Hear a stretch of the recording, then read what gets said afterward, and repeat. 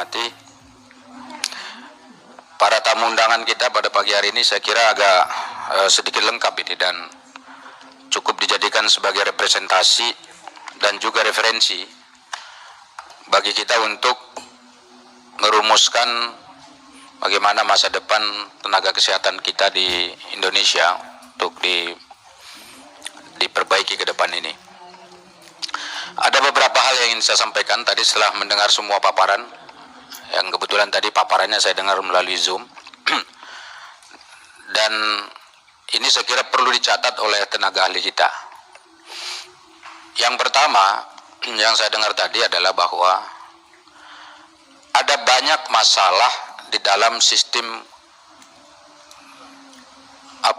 pemberian kerja oleh pemerintah daerah kepada tenaga-tenaga kesehatan ini. Ada banyak masalah itu tadi. Saya untuk tidak mengulangi, saya coba satu-satu dulu. Ini pertama soal honor yang tidak jelas. Yang kedua mungkin juga status kepegawaiannya yang nggak jelas. Ada yang honornya tadi 150 sampai 350 ribu per bulan.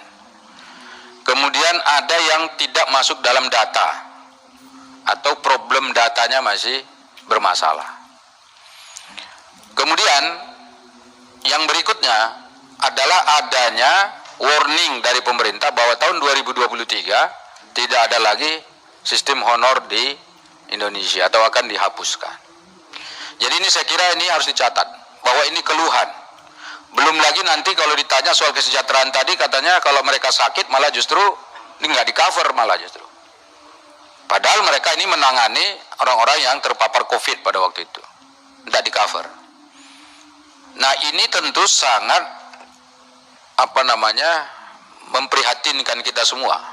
Kenapa? Kalau kita bandingkan dengan para pegawai pekerja di dunia swasta, itu saja masih banyak yang belum dipenuhi hak-haknya oleh kita, oleh negara. Makanya setiap waktu itu para pekerja kita itu selalu melakukan aksi untuk menyampaikan aspirasi mereka di kita. Ini dalam minggu kemarin itu kalau nggak salah ada 2 kali mereka demo depan pintu sana. Itu yang di swasta. Ini yang negara. Ini malah lebih sadis menurut saya. Kenapa? Mana ada orang pegawai digaji 150 ribu sebulan. Mohon maaf kalau yang perempuan itu ibu-ibu bidan atau ibu perawat itu, kalau 150 mungkin hanya untuk beli kosmetik ya ibu ya. Skincare bu ya. Skincare. Atau mungkin ongkosnya kurang mungkin ini. Kalau ongkos rumahnya agak jauh dari tempat dia bekerja mungkin nggak cukup. Bahkan mungkin sebagian diantaranya bawa nasi dari rumah. Dia bawa nasi ke kantor gitu. Bekal supaya nggak beli. Jadi karena itu sebetulnya kalau dihitung-hitung mereka rugi nih bekerja. Rugi kenapa? Waktunya habis, kemudian mereka nggak dapat duit dari situ, ya dapatnya hanya sekedar aktualisasi diri karena mereka bagian yang sangat internal dalam dirinya untuk memberikan pelayanan terbaik bagi masyarakat gitu. Jadi dapatnya hanya sekedar terima kasih. Bapak Ibu, ini tidak boleh terjadi di Indonesia. Ini kita negara demokrasi. Masa negaranya saja melakukan hal yang tidak adil kepada warganya? Ya, terutama soal penggajian ini penting nih. Dan ini kan pengakuan nih. Ini sudah representatif nih. Ada yang tadi Asosiasi Tenaga Kesehatan tadi. Itu kan mengakui bahwa seluruh Indonesia sudah dicek mereka itu bahwa pengakuan itu ada. Nah ini sangat ironis sekali. Belum saya tanya nanti kalau mereka diberhentikan misalnya, tiba-tiba berhenti begitu, apakah misalnya mereka ini dikasih pesangon? Belum ada. Atau bahkan yang paling sedih lagi itu saya dengar ini mungkin tadi nggak dipaparkan, ada yang tenaga kesehatan kita itu atau tenaga honor kita itu setiap tahun itu ya dicek lagi, dicoba lagi, diuji lagi, diperpanjang lagi SK-SK-nya oleh pihak pemerintah daerah. Dan kadang-kadang itu tidak fair. Kenapa? katanya, saya tidak begitu terkonfirmasi, tapi katanya ada yang bayar juga itu untuk masuk ke sana. Betul nggak Pak? Nggak usah ragu-ragu nih, betul nggak? Nah, kalau ada orang baru kemudian mau masuk ke sana, dia bayar. Atau yang mau diperpanjang SIM-nya, kurang lebih begitu, ada juga yang diminta bayar. Ini nggak fair. Kalau pemerintah tidak suka dengan tenaga mereka ini, dari dulu mereka larang ini mestinya, jangan menjadi pegawai-pegawai honorer begitu.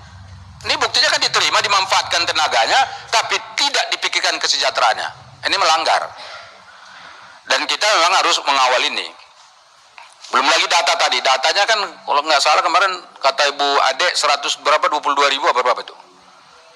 213. Dan itu belum tentu segitu gitu loh. Bisa jadi lebih banyak yang belum terdata di situ.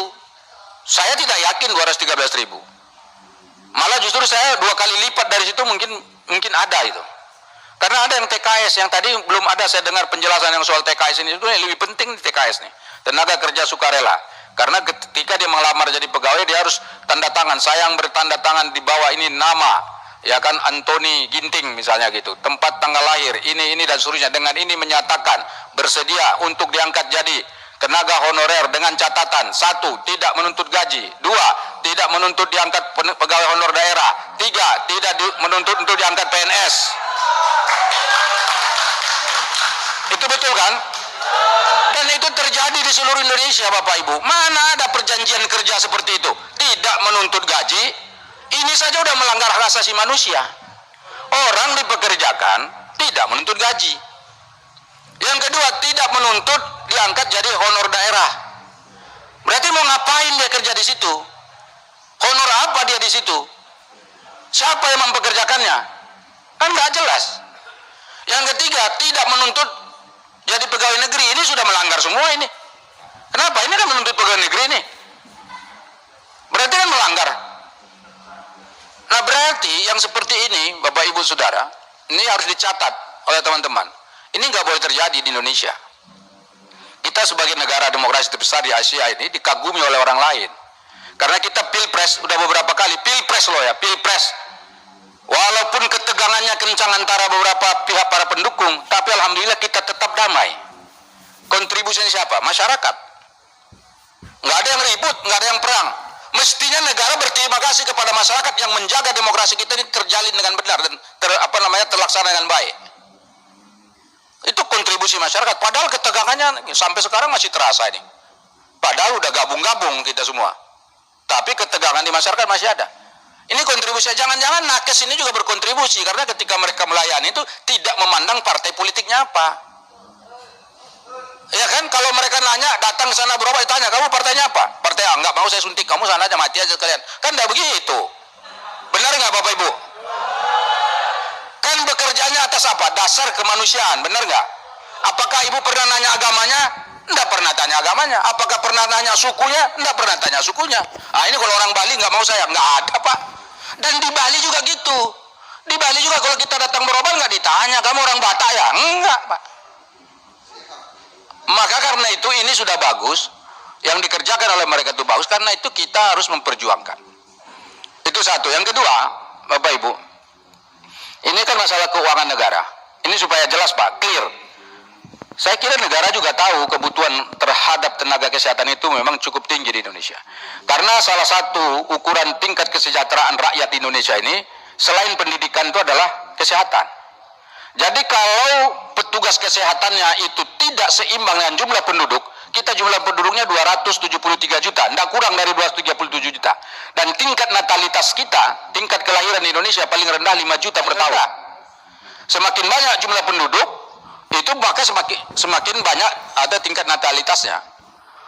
Nah, ini kita tidak tahu ini. Sebetulnya natalitas itu masih 5 juta atau 7 juta gitu. Katakanlah kita sekarang jumlah penduduk 273 juta. Sekarang saya tanya, berapa jumlah tenaga medis kita yang siap melayani kita? Berapa jumlah dokter umum, dokter spesialis, perawat, bidan di seluruh Indonesia, dan juga petugas-petugas lain seperti farmasi, kemudian yang apa itu, yang bagian ronsen dan seterusnya itu apa? Radiologi ya. Itu berapa di Indonesia yang kita dapatkan, yang kita punya? Sudah sesuaikah rasionya dengan jumlah penduduk kita? Saya hakul yakin dan yakin betul betul bahwa tidak sesuai.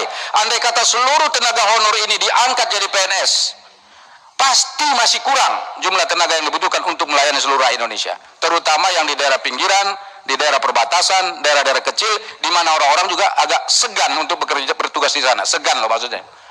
Yang kita harapkan siapa? Honor ini, mereka yang mau siap terjun ke daerah-daerah itu.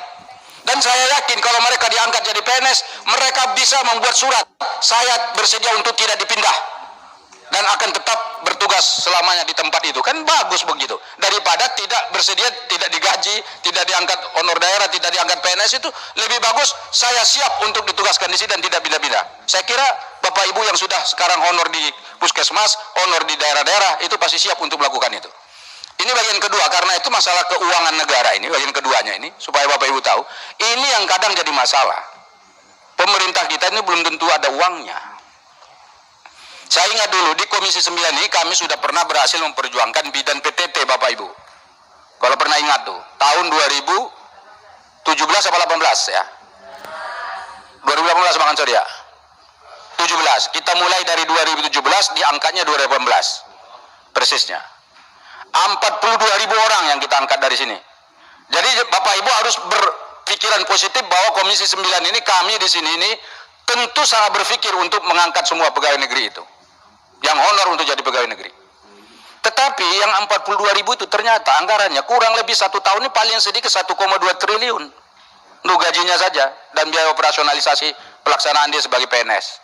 Kan besar. Sekarang kalau kita angkat yang 213.000 tadi, itu yang datanya ada di pemerintah loh ya, belum yang tadi masih bermasalah. Kira-kira berapa anggarannya? Nah ini sekarang negara sanggup enggak? Saya Bapak Ibu sebelum Bapak Ibu datang ke sini sudah tanya ke Kementerian Keuangan kemarin, Dirjen anggaran negara itu, saya tanya, Bapak sanggup nggak kita membayar atau menggaji mereka kalau mereka semua diangkat jadi pegawai negeri? Jawabannya apa Bapak Ibu? Jawabannya, jika negara membutuhkan pasti kita akan sanggup. Ya, jika negara membutuhkan pasti kita akan sanggup. Pertanyaan saya sekarang, apakah negara membutuhkan? Saya tanya, apakah negara membutuhkan? Tolong dijawab Bapak Ibu. Apakah negara kira-kira membutuhkan yang tenaga honor kita ini? Karena kalau negara butuh, maka karena itu negara harus sanggup untuk membayar. Ya kan? Jadi jangan ada alasan APBN kita ini itu segala macam. Buktinya kita bisa bangun infrastruktur besar-besar itu lapangan udara yang besar itu, ya kan, jalan tol di mana-mana, tuh kereta api cepat di sana yang sampai sekarang masih mandek itu, kemudian ada yang lapangan udara udah besar-besar nggak dipakai, banyak kok. Kenapa untuk yang sumber daya manusia nggak kita pikirkan? Bukankah pembinaan sumber daya manusia itu adalah masa depan? Nah karena itu ini saya kira harus dimasukkan di bagian rekomendasi. Jadi ada 2 hal tadi itu, soal pendataannya diperbaiki, kemudian soal keluh kesah dulu tadi, data dan fakta yang menjadi persoalan mereka ini kita masukkan satu-satu dalam rekomendasi itu. Kemudian yang kedua soal pendataan, kita harus gugat itu, karena di Indonesia ini Bapak Ibu memang data ini selalu bermasalah. Soal data BPJS saja bermasalah. Kemudian yang ketiga soal keuangan negara harus kita dukung, dan kalau perlu ini kan belum terlambat. Dalam pembahasan anggaran APBN sekali ini tolong dimasukkan dalam rekomendasi. APBN tahun 2023 kita harus pastikan mereka memasukkan dan memikirkan ini, Kementerian Kesehatan. Kalau tidak dipikirkan ini ya tolong kita negosiasi soal anggarannya, apakah kita setuju atau tidak setuju. Fraksi Partai Amanat Nasional, ya, partai saya mengatakan kami akan sungguh-sungguh untuk berpikir bagaimana caranya ini nanti kita sampaikan ke menterinya supaya yang honor-honorer ini jadi pikiran pemerintah, dan kalau perlu ada afirmasi positif supaya mereka ini bisa segera diangkat menjadi ASN. Walaupun tidak semua, tapi ada roadmap-nya. Setiap tahun berapa yang diangkat, supaya dengan demikian secara perlahan problem ini bisa kita tuntaskan, dan ke depan ditata lagi bagaimana sistem dan mekanisme pemilihan dan pengangkatan pegawai negeri di Indonesia dan pegawai honorer. Jangan sampai negara saja melakukan tindak kekerasan dalam tanda petik psikologis kepada orang-orang yang dipekerjakan. Dan saya kira ini menjadi catatan penting dari fraksi Partai Amanat Nasional. Terima kasih Bapak Ibu Saudara, mudah-mudahan ini rekomendasi ini bisa dimasukkan di dalam rekomendasi panja ini khusus ya. Dan saya tidak bertanya kepada Bapak Ibu semua karena saya sudah banyak mendengar baik secara langsung di dapil saya maupun dari organisasi-organisasi yang mengirimkan ke saya. Alhamdulillah dalam 2 hari ini Ada beberapa yang mengirimkan ke saya, bahkan anggota-anggota DPRD saya di daerah karena mereka tahu ada acara ini juga mengirimkan surat resmi kepada kami untuk membicarakan ini dan memperjuangkan ini. Dengan demikian ini sungguh-sungguh sangat serius di mata teman-teman juga di daerah dan tentu di mata kami di DPR RI ini. Terima kasih. Nasrullah wa fathun qarib wa basyiril mu'minin. Wassalamualaikum warahmatullahi wabarakatuh.